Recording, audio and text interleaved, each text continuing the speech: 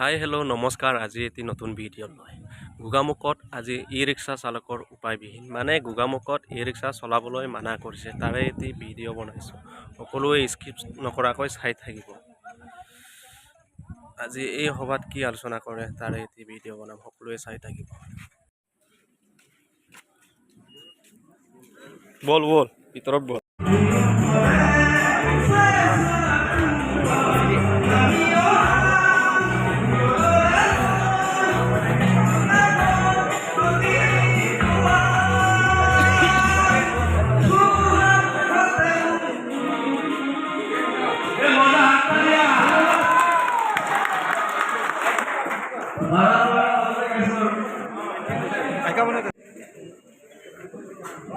সভাপতি প্ৰমুখ্যে আজিৰ সভাত উপস্থিত থকা সমূহ চালকবৃন্দক নমস্কাৰ জনাই আমি চিনাকি পৰ্ব সম্বৰ্ধনা অনুষ্ঠানলৈ যাব খুজিছোঁ। পোনপ্ৰথমে আমি আজিৰ এই সভাৰ সভাপতি তথা গোগামুখ ই ৰিক্সা ছ'চাইটিৰ সভাপতি শ্ৰীযুত ৰাজীৱ পাইক ডাঙৰীয়াক সম্বৰ্ধনা জনাবলৈ আমাৰ গোগামুখ ই ৰিক্সা ছ'চাইটিৰ সদস্য প্ৰাণজিৎ পণ্ডিতক ইয়াৰে অনুৰোধ জনালোঁ।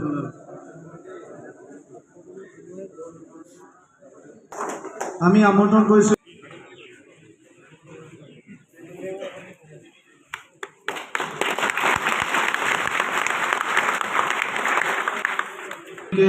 শাখা সমিতিৰ সভাপতি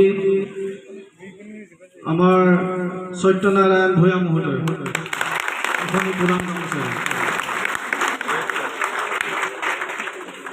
মহোদয়ক, কিন্তু তেখেত বিশেষ কাৰণবশতঃ আমাৰ আজিৰ সভাত উপস্থিত থাকিব নোৱাৰিলে।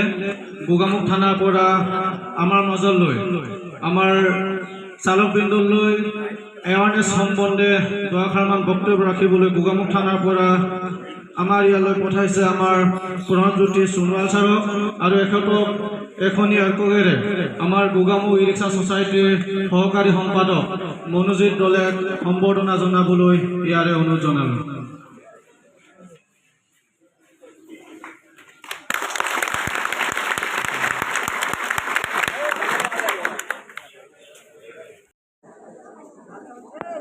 মই সকলোকে নমস্কাৰ জনাইছোঁ। ইয়াৰ বিষয়ববীয়া তথা বিভিন্ন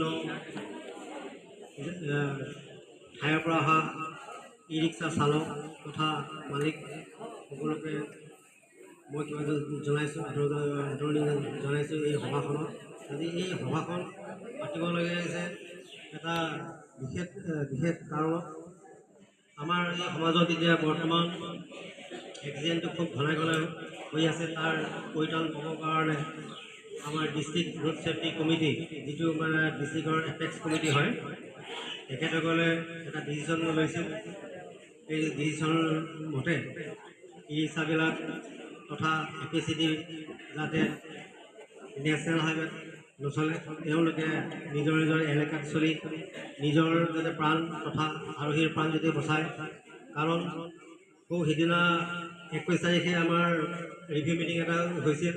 সেই ৰিভিউ মিটিঙত আমাৰ ধেমাজি ডিষ্ট্ৰিক্ট বি কেটেগৰীত পৰে, হাইষ্ট ফেটালিটি ডিষ্ট্ৰিক্ট হিচাপে চিনাক্তকৰণ কৰাইছে। কাৰণ ধেমাজিত সঘনাই দুৰ্ঘটনা হৈ থাকে।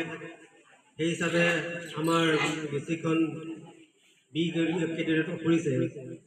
গতিকে আমি এই কেনেকৈ আমি ৰোড এক্সিডেণ্ট কমাব পাৰোঁ, তাৰ বাবে কিছুমান কিবা লোৱা হৈছে। অকল ই ৰিক্সাক বেন কৰা নাই।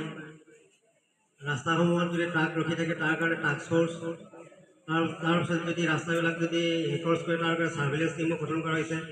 গতিকে গোটেইখিনি এটা ছেফটি মেজাৰ দুৰ্ঘটনা কমাবৰ কাৰণে লোৱা হৈছে। গতিকে আপোনালোকৰ সহায় সহযোগিতা আগবঢ়াব লাগিব। আমি সকলোৱে মিলি যাতে আমিও বাচিব পাৰোঁ আৰু যাতে পেচেঞ্জাৰ বাচি থাকে, সেইমতে আমি ইয়াৰ যিটো সিদিনা এটা আমাৰ ৰোড ট্ৰেফিক মেনেজমেণ্ট এটা মিটিং হৈছিল। বিভিন্ন ই ৰিক্সা এপিচিটি তেনেকৈ ডিষ্ট্ৰিক্টৰ পৰা জোনাই, চিমেণ্ট চাপৰি, চিলাপথাৰ, ধেমাজি ডিষ্ট্ৰিক্টৰ টাউনৰ গোগামুখৰ পৰা আহিছিল সকলো প্ৰতিনিধিৰ লগত আলোচনা হৈ আমাৰ ADC ট্ৰান্সপৰ্ট আৰু গোটেইখিনি এটা ডিচিশ্যন লোৱা হৈছিল যে ই ৰিক্সা হাইৱেত চলিব নালাগে, নিজৰ নিজৰ ৰাস্তাত চলক। গতিকে সকলো ই ৰিক্সা চালক তথা মালিকসকলে এই যিটো আইন এটা অৰ্ডাৰ নটিফিকেশ্যন ওলাইছে যাতে মানি চলি যাতে আমি দুৰ্ঘটনা পৰিধান কৰিব পাৰোঁ, সেইটো মই কামনাৰে আশা কৰিলোঁ আপোনালোকৰ সহায় সহযোগিতা। তাৰ মাজতে মই দুই এষাৰ ৰোড ছেফটিৰ বিষয়ে ক'ব বিচাৰিছোঁ। আজিকালি আপোনালোকে জানে নেজানে অৱগত হয়নে নহয় গম নাপাওঁ। এটা গভৰ্ণমেণ্টে বিভিন্ন স্কিম দিছে। এটা হ'ল হিট এণ্ড ৰাণত তাতেও মানে যদি মৃত্যু হয় 2 লাখ টকা চৰকাৰে দিব। চৰকাৰে মানে আমাৰ ডিষ্ট্ৰিক্ট অফিচৰ ডিচি হ'ল চেয়াৰমেন। কোনোবাই যদি দুৰ্ঘটনা যদি হয়, হিট এণ্ড ৰাণ হয়, তেনেহ'লে আপুনি আপোনাৰ নিয়েৰেষ্ট পুলিচ ষ্টেচন বা আউটপোষ্টত আপুনি জনাব লাগিব।